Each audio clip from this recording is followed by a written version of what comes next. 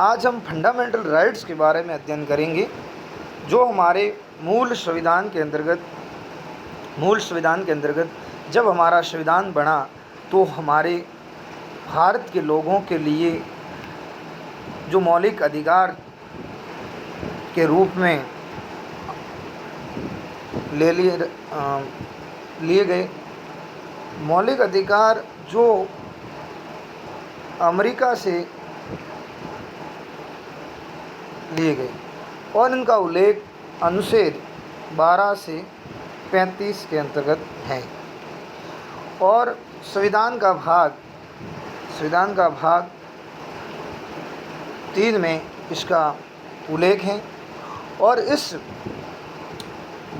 इसे भारतीय संविधान का मैग्ना कार्टा कहते हैं। क्यों कहते हैं इसका कारण है कि 1215 के लगभग आज से लगभग 800 वर्ष पहले ब्रिटेन यानी इंग्लैंड में एक राजा हुआ।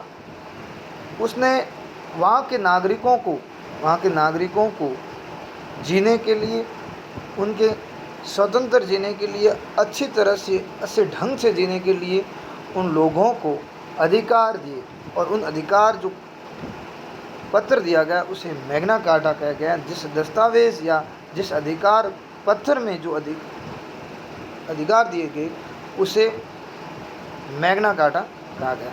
यानी हमारा जो फंडामेंटल राइट्स हैं, मौलिक अधिकार हैं, ये मूल संविधान में तो हमारी सरकार ने जब संविधान सभा के द्वारा जब संविधान का निर्माण हुआ उस समय मौलिक अधिकार 7 थे, लेकिन वर्तमान में कितने हैं? 6 हैं।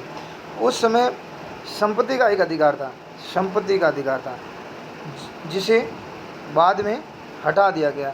उसका कारण यह था कि लोगों ने संपत्ति को इकट्ठा करना शुरू कर दिया और उसे समाप्त करने के लिए सरकार ने ये कदम उठाया और उस संविधान के अनुच्छेद 31 में संपत्ति के अधिकार का उल्लेख था। फंडामेंटल राइट्स का उल्लेख 12 से 35 तक है और 12 में राज्य की परिभाषा का उल्लेख है। राज्य की परिभाषा का उल्लेख है। राज्य की परिभाषा के अंतर्गत वो राज्य जैसे राजस्थान, ऐसे किसी राज्य की परिभाषा का उल्लेख नहीं है। इसके अंतर्गत तो वो जो सरकार के द्वारा जिसकी स्थापना की जाती है, जो संस्था जिसको प्रत्यक्ष या अप्रत्यक्ष रूप से सरकार से लाभ प्राप्त होता है या उन्हें सहयोग मिलता है किसी प्रकार का, प्रत्यक्ष या अप्रत्यक्ष, तो उन्हें राज्य शब्द के अंतर्गत यानी राज्य शब्द की जो परिभाषा है उसके अंतर्गत ले लिया है। यानी कि अनुच्छेद 12 में राज्य शब्द को परिभाषित किया गया है। अनुच्छेद 13 में न्यायिक पुनर्वलोकन यानी भारत का सबसे महत्वपूर्ण संविधान आपको कोई पूछे तो वो है अनुच्छेद 13, क्योंकि इसके अंतर्गत मौलिक अधिकारों का कभी भी हनन होता है तो उन्हें वापस नागरिकों को प्राप्त करने के लिए जो न्यायपालिका को जो अधिकार दिए रखा है वो है न्यायिक पुनरावलोकन, यानी कि वह विधि के अंतर्गत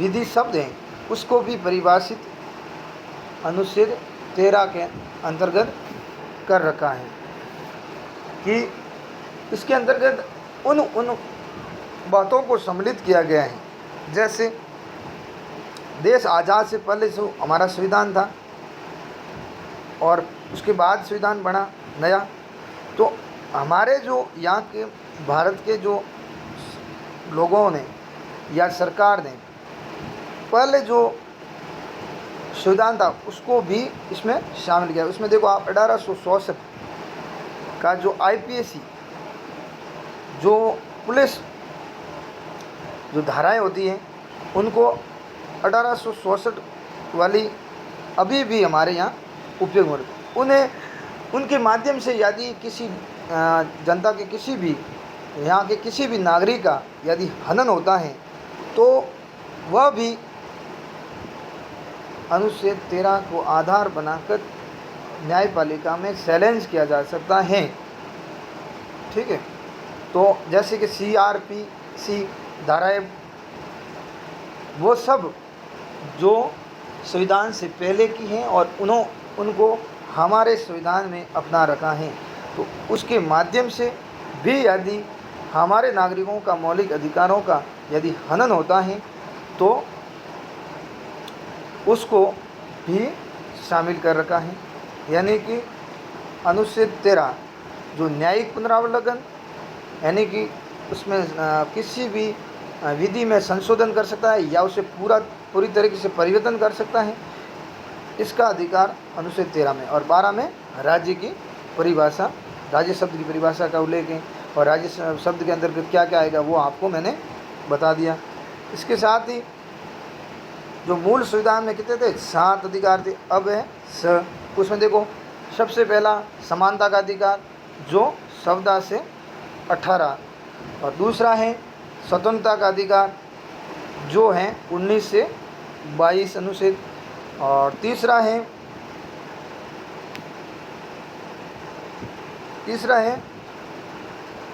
है शोषण के विरोध अधिकार जिसका उल्लेख 23 से 24 के बीच, और चौथा है धार्मिक स्वतंत्रता जो 25 से 28, और चौथा है संस्कृति और शिक्षा जिसका उल्लेख 29 और 20 में है, 30 में। और उसके बाद जो 31वां संविधान संशोधन था संपत्ति का अधिकार, उसको हटा दिया गया, तो अब है सीधा 32 से 35 जो संवैधानिक उपचारों का अधिकार। इस प्रकार आपको मूल संविधान में 7 अधिकार थे और वर्तमान में 6 है। तो अब पहला है हमारे समानता का अधिकार जो 14 से लगा के 18 तक है, यानी कि 5 अनुच्छेद इसमें।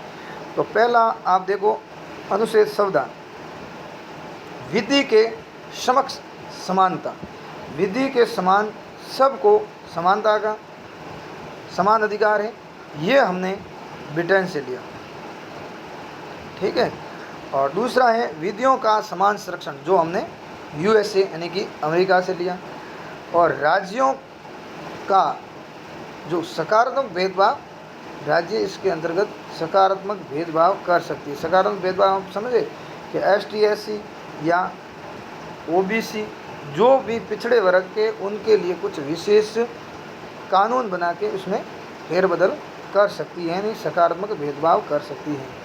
और आपको यदि क्वेश्चन आ जाए कि मौलिक अधिकारों की प्रवृत्ति यानी उनका नेचर कैसा है, तो कैसा है नेचर उनका, नेगेटिविटी, यानी वो राज्य के विरोध में है।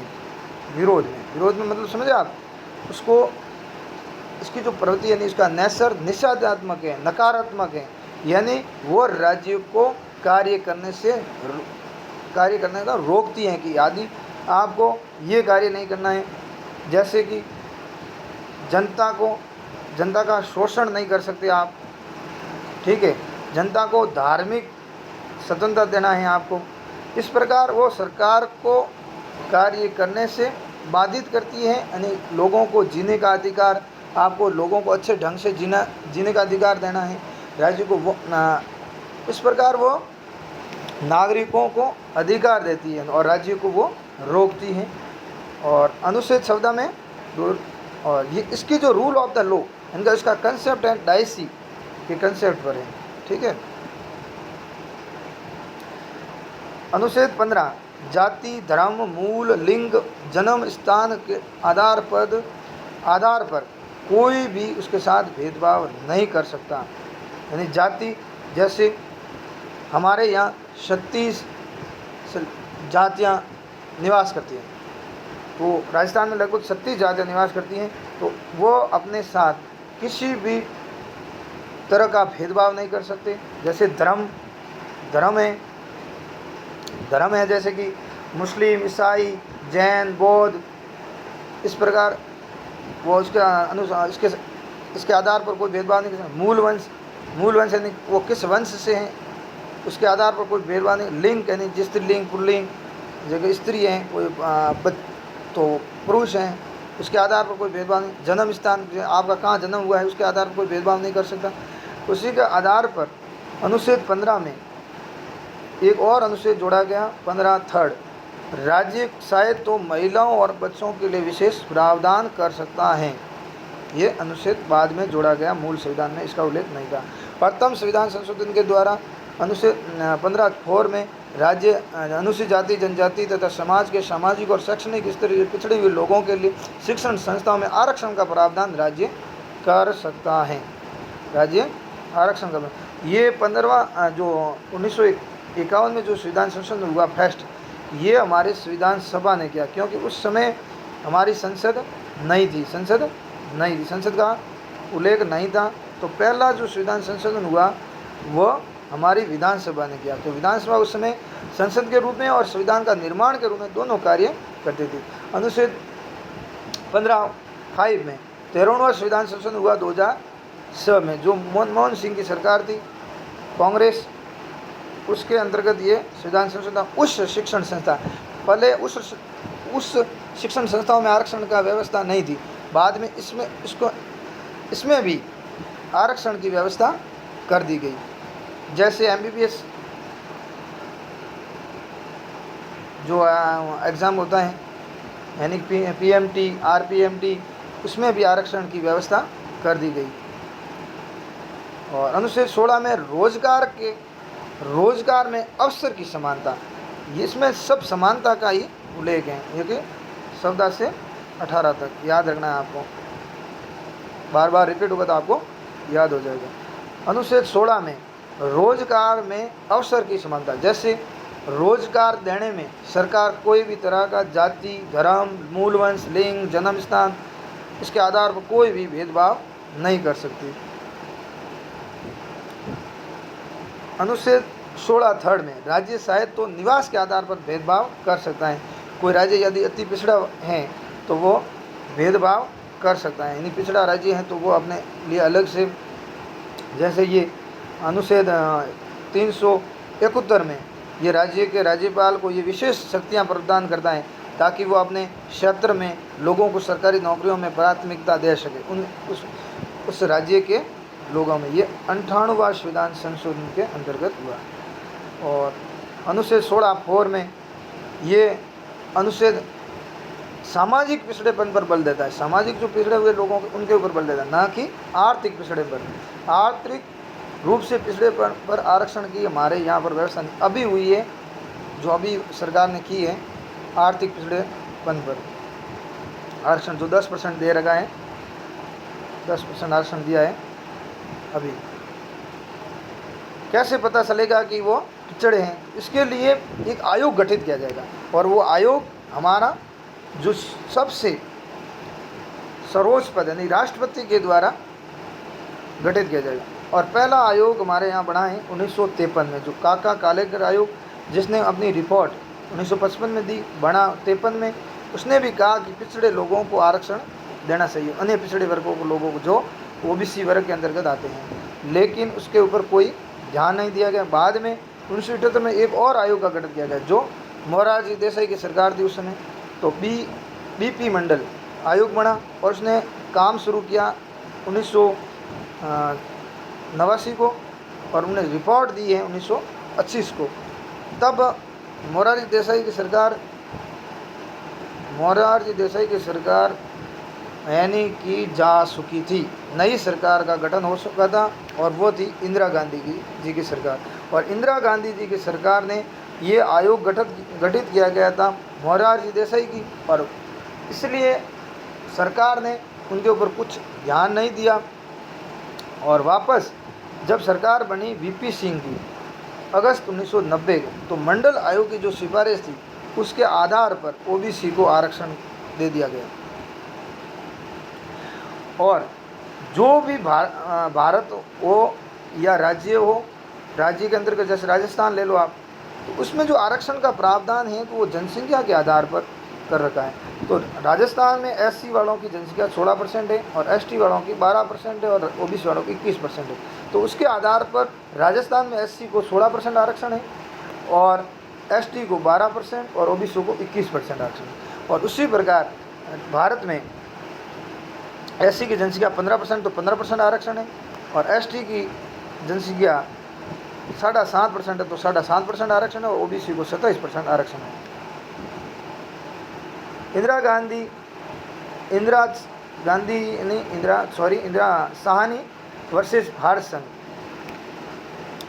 इंदिरा साहनी ने सुप्रीम कोर्ट में एक पिटीशन दायर की जो प्रोटेक्शन रिजर्वेशन से संबंधित थी।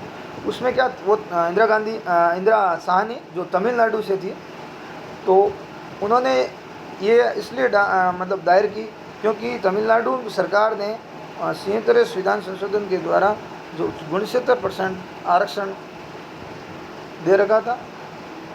इस कारण उन्होंने ये पिटीशन दायर की कि हमारे जो प्रतिनिधित्व में कम, हमारा जो प्रतिनिधित्व या हमारा जो दायरा वो कम कर दिया गया है, 50% से भी ज़्यादा आरक्षण दे रखा है।